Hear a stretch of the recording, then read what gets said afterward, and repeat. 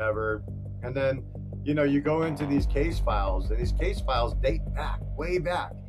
And in none of these case files do you see them just, a hostile takeover.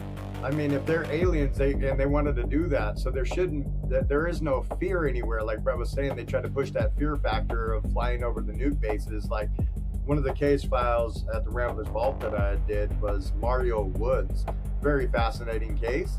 A young man patrolling, the alarm goes off, he goes out to the nuke site, and he sees a huge sphere, and he said it was like, I forget, he said it's like a Supercenter Walmart size sphere that's in the sky, and orbs are dancing out of it. Like they're patrols, drones, he didn't know what they were back then, being 19 years old and patrolling a nuke base, and then all of a sudden the alarm's going off, there's this huge thing, and your buddy that you're patrolling with is just dumbfounded and silent. Mario Woods was asking Michael Johnson, hey, what's going on? And he just was dumbfounded. He was just in total shock.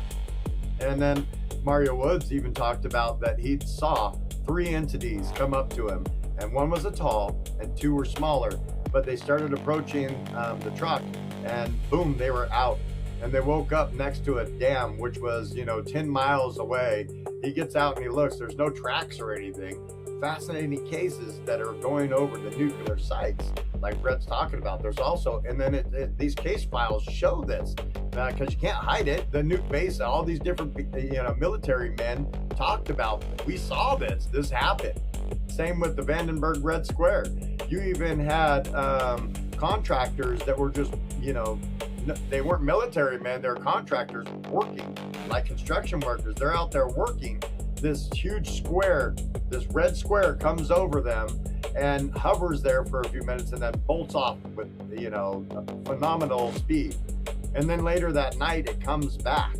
So, I mean, there's sightings of things being over the nuke bases. And I believe it's like what Brett was saying too.